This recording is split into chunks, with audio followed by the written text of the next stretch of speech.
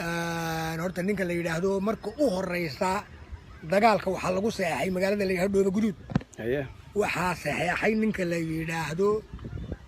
gudoomiyihii Siilaanyo Axmed Maxamed Maxamuud Siilaanyo waxa weeye meesha la yidhaahdo Samatar Axmed waxaa laga soo ambabixiyey ninkii qaabilsanaa sahanka oo Maxamed Kaahin Axmed ay soo ambabixiyey yani soo ambabixiyey wuxuu yiri iminkan dhaqaaqay waniga dhaqaaqaya waxaan qabanayaa ciidankii galbeed waan dhaqaajinayaa deewaydinka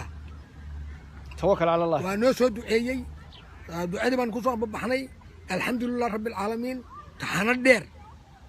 waxa weeye xuduudka way deganaayeen nasiyo waa deganaayeen waraabeeyo waa deganaayeen haddii ilaahu mataalabuur waa deganaayeen qurlugud waa deganaayeen haddii ilaa dhulkaas oo dhan way deganaayeen bal ilaahay amarkiisa haddana dhexdoodaanu ka dusnay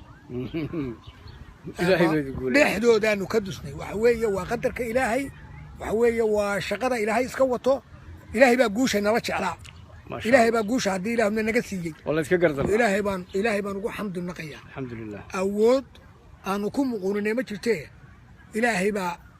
baa taayadii ka dhigay oo ilaahay baa taayadii aanu ku talagalay ka dhigay ilaa maalintaa iyo maalintii 31 la soo galay Hargeysa intii ka dambeysay wasaaradda gaashaandhigga ayaa waqooyi ka shaqaynaysay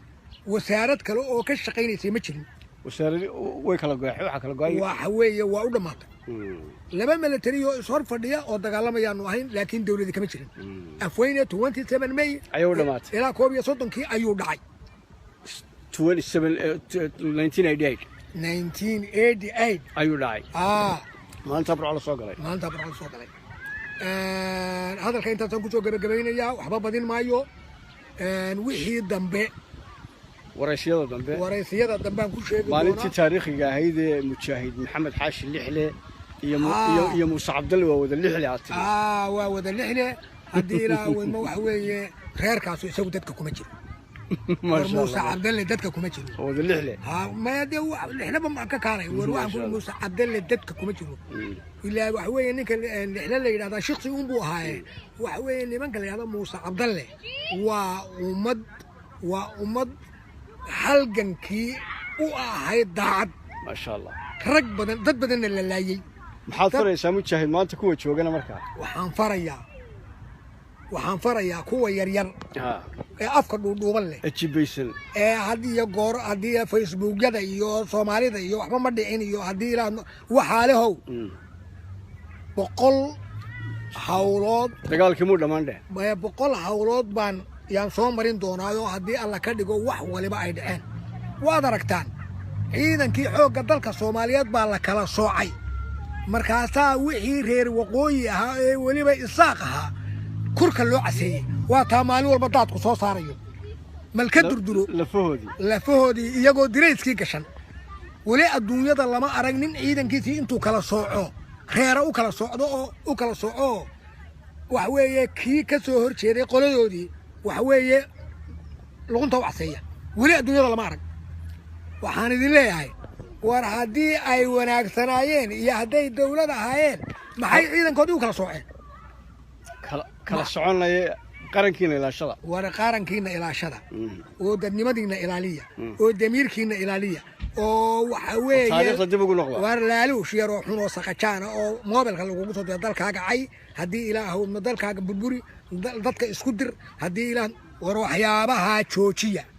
dhalinyaradan sheegaya kuwa dhalinyarada ninku markuu shaqo waayo inuu maaha edab darro sameeyo sida qaar aan aqaano oo iminka ku caytama meesha leeyahay Hargeysa iyo Burco oo caytama waxaan kugu yiri shaqayso wadan xor baad joogtahay mujaahidka wad maqlaysaan dardaarankiisa waxaanu idin leenahay mar kale 27 May 2020 iyadoo hambaliyo saddexda xusb qaran oo lagu hambaliyeenana waxaanu leenahay shacabka saddexda golaha qaran intaba waxaanu leenahay hambaliyo qarannimada hala ilaaliyo wixii loo soo maray waad aragtaan wixii ka dhawaajiyay waxaanu idin soo wadnaa wareysiyadiisa qaybihii hadhay ay ka mid tahay haddaan idin sii sheego maalintii Mandheera ee uu ku suntanaa mujaahid Maxamed Xaashi Lixle Ilaahay ha naxariiste oo ka mid ahaa Cornel Jaamacna isaguna waxa ka mid ah maalintii uu kala baxay ciidamadii 700 gaadhayay 1,100 gaadhayay baan leeyahay ninka la yidhaahdo tuke ee jooga Canada kabalaanta ninkii jabiyana waa ninkan ka furtay waxa laaliyo haystay boomadi ninka la yidhaahdo maalintii saydin soo socota cabdi yuusuf ninka la yidhaahdo taliyahaagii cabdi casiis afgaranwaa ayaa maalintii soo isaguna kabalaan kaga baxay intaasoo taliyaan idin soo sheegay mid walba shaqada waa laga eriyay markii uu ka guuleystay mujaahid jaamac doolaal haddaba waxay noqon doontaa mid inaan idiin soo daayo batch 1 batch 2 batch 3 insha Allah haddii Allah wada la ogolaado waa anigoo afwan sidiiq oo faarax gabar oo idin leh asalaamu calaykum waraxmatullaahi tacaala wabarakaatuh waxsa sheegnays aad baan idin salaamnaa